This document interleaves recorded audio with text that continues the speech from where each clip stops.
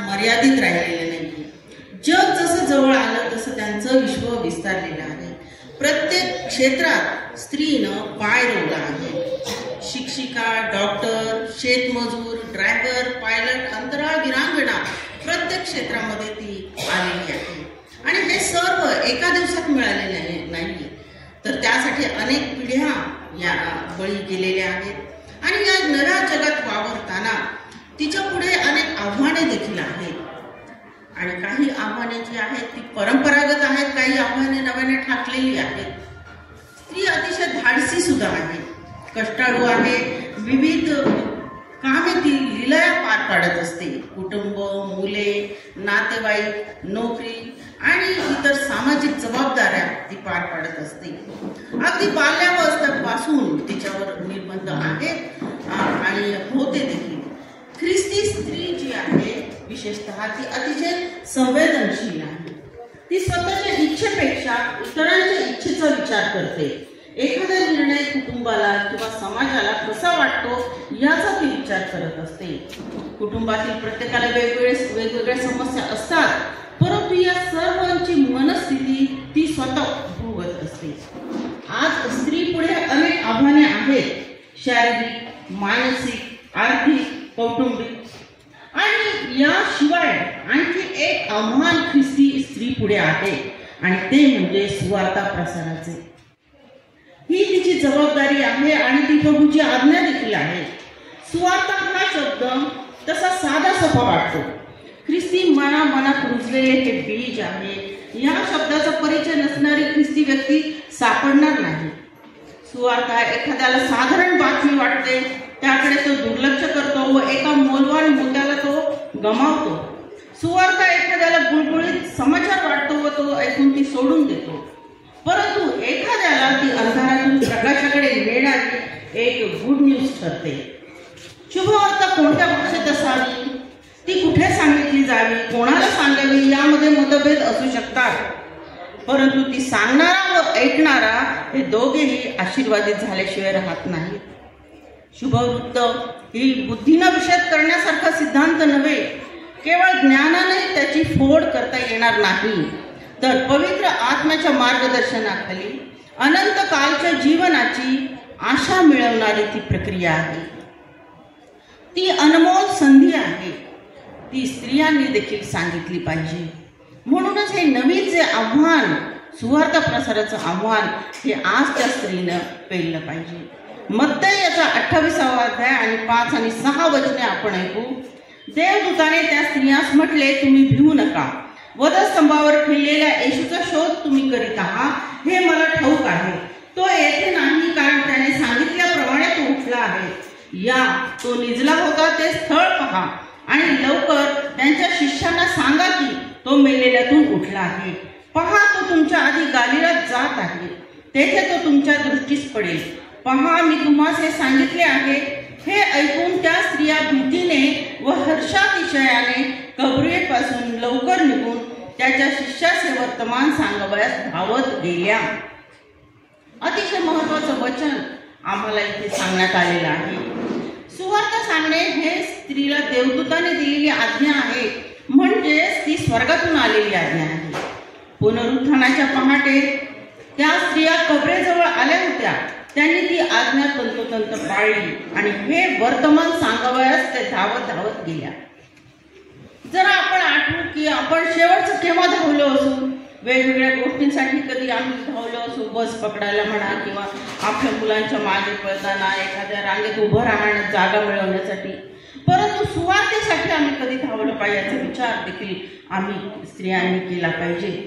पवित्र शास्त्रात अशा अनेक स्त्रिया नमूद केल्या आहेत की सुवार्तेसाठी त्यांनी कष्ट घेतलेले आहेत. दुसऱ्या तिमोथी 1 आणि 5व्या वचनामध्ये 2 स्त्रिया आपल्याला दिसतील. पहिली स्त्री जी आहे ती आहे लोईस. हिनं सुवार्ता आपल्या मुलीला सांगितली आणि ती मुलगी होती, तिचं नाव होतं युनिके. युनिकेने ही सुवार्ता आपल्या मुलाला सांगितली आणि तो एक मोठा सेवक झाला आणि त्याचं नाव होतं तिमोथेय. आणि अशा रीतीने पुढच्या पिढ्यांमध्ये ही सुवार्ता गेलेली आहे आणि त्याचं महत्वाचं कारण होतं ते म्हणजे स्त्री. आणखी एक उदाहरण आपल्याला पाहायला मिळेल, शोमरोनी स्त्री. आपण पाहतो प्रभू येशू ख्रिस्ताने तिच्याकडे पाणी मागितलं आणि ती नंतर त्यांच्या संवादानंतर ती गावात गेली. त्या गावाचं नाव सुखार असं होतं. तिथे ती गेली आणि तिने अख्ख्या गावाला प्रभू येशू ख्रिस्ताबद्दल सांगितलं. अख्खं गाव, सुखार गाव प्रभू येशू ख्रिस्ताकडे आलेलं आहे. आम्हाला ही सुवार्ता जी आहे 10 दिशांना सांगण्याची गरज आहे. मान्य आहे की आजची स्त्री थोडी व्यस्त आहे, घरची जबाबदारी आहे, कामावरची जबाबदारी आहे, सामाजिक जबाबदारी आहेत, परंतु तरी देखील ही जबाबदारी आम्हाला टाळता येणार नाही, कारण ती प्रभूची आज्ञा आहे. 1 कोरिंथ 9 अध्याय आणि 16 वचन सांगतो, कारण मी सुवार्ता सांगितली नाही तर माझी केवढी दुर्दशा होणार. या कार्यामध्ये स्त्री आणि पुरुष असा भेद नाही. पवित्र शास्त्र स्त्री आणि पुरुषाचा भेद करत नाही. ती सगळ्यांसाठी दिलेली एक अनमोल संधी आहे. सुवार्ता सांगण्यासाठी मोठा स्टेज पाहिजे किंवा लाईटचा झगमगाट पाहिजे, मोठं बॅनर पाहिजे असं काही नाही. साध्या आणि सोप्या भाषेत आम्ही ती सांगू शकतो. त्यासाठी फार अलंकारिक भाषा पाहिजे किंवा जड शब्द पाहिजे असेही नाही. साध्या सोप्या भाषेमध्ये प्रभूची ओळख तुम्ही इतरांना करून देऊ शकता. प्रभू येशू ख्रिस्त या जगामध्ये आला, त्याने आमचे पाप स्वतःवर घेतले, आम्हासाठी बलिदान केले, 3ऱ्या दिवशी पुनरुत्थित झाला, तो पित्याच्या उजवीकडे बसला आहे. त्याला स्वीकारणाऱ्या प्रत्येकाला तो क्षमा, तारण व सार्वकालिक जीवन देतो. हे आम्ही जाहीर केलं पाहिजे. हीच सुवार्ता. अनेक वेळा काही जण म्हणतात की हे काम जे आहे हे फक्त पुरुषांचे आहे, परंतु लूक याचा 2 अध्याय आणि 40व्या वचनामध्ये आपल्याला एक स्त्री भेटते आणि तिचं नाव आहे हन्ना. ती संदेष्टी होती. आशेर हे तिचं कुळ होतं आणि तिच्या पित्याचं नाव फनुएल असं होतं आणि ती 84 वर्षाची होती. ती एकाकी होती, ती विधवा होती. तिचं वैशिष्ट्य हे की ती मंदिरात राहत होती. रात्रंदिवस ती मंदिरात सेवा करत होती आणि उपास आणि प्रार्थना करून आपले दिवस व्यतीत करत होती. प्रभू येशू ख्रिस्त 8 दिवसांचा जेव्हा झाला तेव्हा त्याचं समर्पण करण्यासाठी त्याच्या माता पित्यांनी या मंदिरामध्ये प्रभू येशू ख्रिस्ताला आणलेला आहे आणि त्यावेळी तिने प्रभू येशू ख्रिस्ताला घेतलं आणि त्याची सुवार्ता ती इतरांना सांगू लागली. पुष्कळ वेळा आपण म्हणतो की मी आदर्श ख्रिस्ती आहे, माझ्या घरात भांडणे नाही किंवा माझ्या शेजाऱ्याबरोबर माझा सुसंवाद आहे, कामावर माझे संबंध चांगले आहेत आणि अगदी मी माझं जे लाईफ आहे ते अगदी आदर्श असं ख्रिस्ती जीवन मी जगत आहे. परंतु एक प्रश्न आम्ही स्वतःला विचारू, मी सुवार्ता सांगतो का? मी सुवार्ता सांगते का? आणि याचं उत्तर नकारार्थी असेल तर आमचं आध्यात्मिक जीवन हे अपूर्ण आहे. ते फक्त अपूर्ण नाही तर ते धोक्यात देखील आहे असं मला सांगावं असं वाटतं. अनेक स्त्रियांनी आतापर्यंत सुवार्तेचं काम केलेलं आहे आणि ते पुढे नेण्यासाठी प्रभू आम्हा सर्व स्त्रियांना पुढे बोलावत आहे. प्रेषितांची कृत्य यामध्ये लुदिया नावाची एक स्त्री आम्हाला भेटते. प्रेषित पौलाने तिला सुवार्ता सांगितली. ही स्त्री जी होती ही धनवान होती, मोठा बिझनेस तिचा होता, शुभतीरा या ठिकाणी ती राहत होती आणि अशी इतकी व्यस्त तिच्या बिझनेसमध्ये असून देखील ती प्रभूची सेवा करत होती. प्रभू येशू आजही आम्हाला जाऊन सांगत आहे, जाऊन संपूर्ण सृष्टीला सुवार्तेची घोषणा करा. परंतु या आज्ञेकडे आमचं जाणता अजाणता दुर्लक्ष होतं, परंतु ती आम्ही आज्ञा पाळणं फार महत्वाची गोष्ट आहे. सुवार्ता आम्ही अधिकाऱ्यांना सांगितली पाहिजे, आमच्या सहकाऱ्यांना सांगितली पाहिजे, कर्मचाऱ्यांना सांगितली पाहिजे. एखाद्या प्रसंगाचे औचित्य साधून ती विशद आम्हाला करता येईल. हॉस्पिटलमध्ये किंवा पेशंटला भेटण्यास जाऊन ती आम्हाला त्यांच्या कानावर टाकता येईल. मोहल्ल्यामध्ये किंवा अपार्टमेंटमध्ये गेट टुगेदर करताना आम्ही थोडा वेळ सुवार्तेसाठी देऊ शकतो. शोकाकुल परिवाराला भेट देऊन आम्ही प्रभूची प्रीती सांगून त्यांचं सांत्वन करू शकतो. वेगवेगळी पद्धत वापरून खुबेने सुवार्तेची बीजे पेरली पाहिजेत. एवढंच नव्हे तर काही नामधारी ख्रिस्ती असतील त्यांना देखील आम्ही सुवार्ता सांगितली पाहिजे. आम्ही पाहतो की मृत लाजाराची बहीण जी होती मार्था, ती 4थ्या दिवशी प्रभू येशू ख्रिस्ताबरोबर रडत रडत कबरेकडे गेली लाजाराच्या आणि तिथे प्रभू येशू ख्रिस्ताने तिला एक प्रश्न विचारला. पुनरुत्थान आणि जीवन मीच आहे यावर तू विश्वास ठेवते का? आणि तिला एक मोठं समर्पक उत्तर दिलेलं आहे. ती म्हणाली की देवाने पाठवलेला मसीहा आपणच आहात असा मी विश्वास ठेवते. आणि त्यानंतर ही गोष्ट तिने अनेक लोकांना सांगितली. ही जबाबदारी फक्त तिथपर्यंत मर्यादित नाही, ती जबाबदारी पिढी पिढी करत आमच्याकडे आलेली आहे. सुवार्ता सांगताना सुसंवाद साधणे हे देखील आवश्यक आहे. प्रेषितांची कृत्य 18 अध्याय 26 वचनामध्ये प्रिस्किल्ला नावाची आणखी एक स्त्री आम्हाला पाहायला वाचायला मिळते. प्रिस्किल्ला आणि तिच्या पतीचं नाव अक्विला असं होतं. जेव्हा क्लौद्य हा राज्य करत होता रोमवर, तेव्हा त्यांनी आज्ञा काढली की सर्व जे यहुदी आहेत त्यांनी रोम सोडून जावे. सर्व यहुद्यांनी त्याने रोम मधून हकलून दिलं आणि त्यामुळे अक्विला आणि प्रिस्किल्ला हे उभयता करिंथ या ठिकाणी आले आणि करिंथमध्ये ते राहू लागले. बघा, नवीन देश आहे, नवीन प्रदेश आहे, नवीन लोक होते, नवीन बिझनेस, सर्व काही. परंतु त्यांनी प्रभूची सेवा करणं, त्याची सुवार्ता सांगणं सोडलं नाही. एवढंच नाही तर त्याच ठिकाणी करिंथात अपुल्लो नावाचा एक तरुण आला आणि त्याला प्रभूविषयी ज्ञान नव्हतं. त्याला देखील त्यांनी सुवार्ता सांगितलेली आहे. आम्ही पाहतो आजकाल आपलं जग हे प्रगतिशील झालेलं आहे, हायटेक झालेलं आहे. मग या टेक्नॉलॉजीचा उपयोग आम्ही करू शकतो. दृकश्राव्य माध्यम उपलब्ध आहेत, त्याच्याद्वारे आम्ही सुवार्ता ही पसरवू शकतो. धार्मिक सभा, अधिवेशने ही आयोजित करून आम्ही ती अधिक लोकांपर्यंत नेऊ शकतो. आम्ही पाहतो आजचा काळ हा कृपेचा काळ आहे.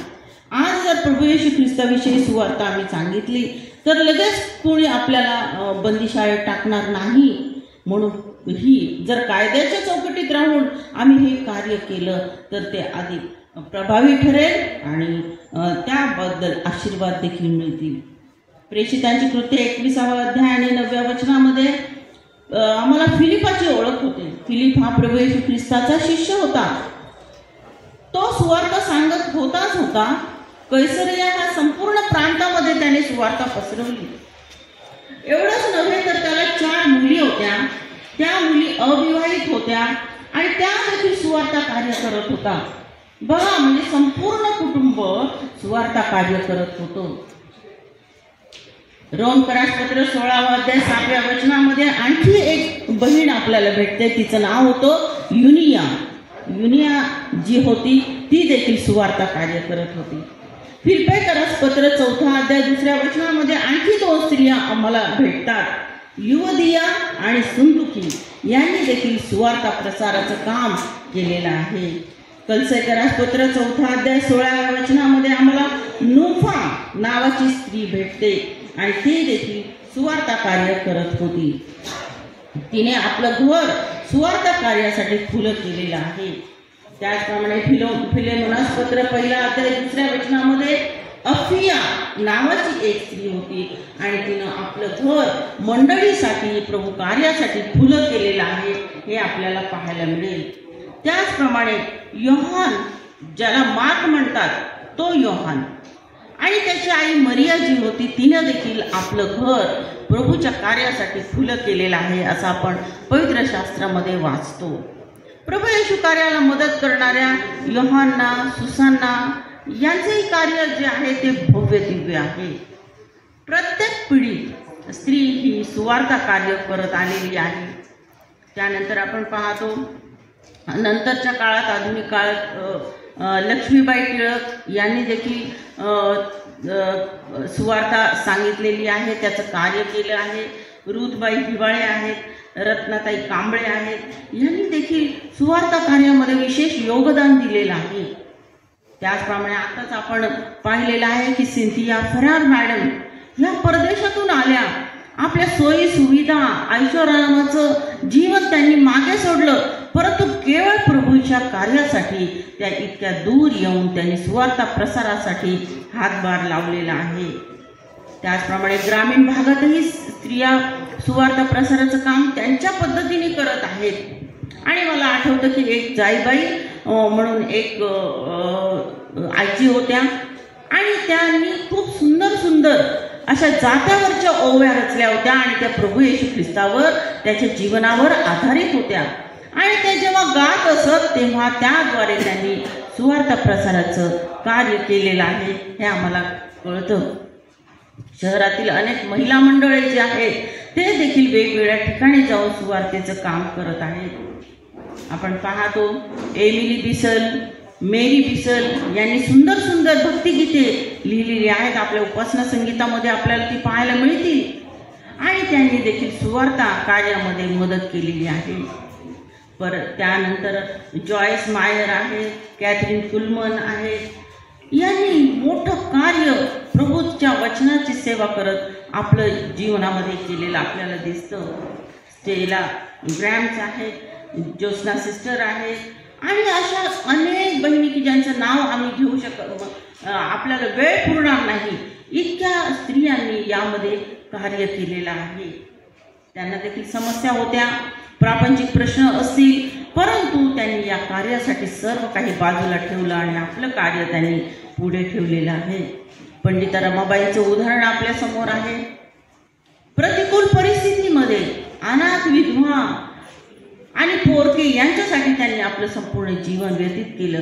का? यासाठी की प्रभू येशू ख्रिस्ताची त्याद्वारे सेवा व्हावी.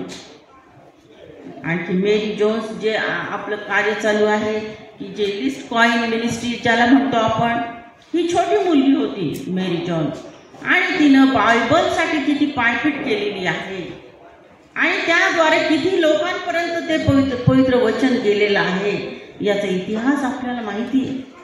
थोडक्यामध्ये आपण पाहतो की सुवार्ता कार्य हे फक्त पुरुषांनी किंवा ठराविक पाळक वर्गाने किंवा सुवार्तिकाने करण्याचं फक्त काम नाही. त्यांनी ते केलंच पाहिजे, ते करत आहेत, परंतु त्याच वेळी ही जबाबदारी स्त्रियांना देखील दिलेली आहे. ती आज्ञा परमेश्वराने दिलेली आहे, ती स्वर्गातून आलेली आज्ञा आहे आणि त्यामुळे जास्तीत जास्त सहभाग त्यामध्ये असावा अशी प्रभूची इच्छा आहे.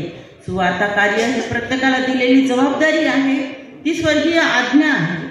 मग ती स्त्री असो वा पुरुष, शहरी असो वा ग्रामीण, ते परम कर्तव्य समजून ते पार पाडणे हीच परमेश्वराची इच्छा आहे, आज्ञा आहे.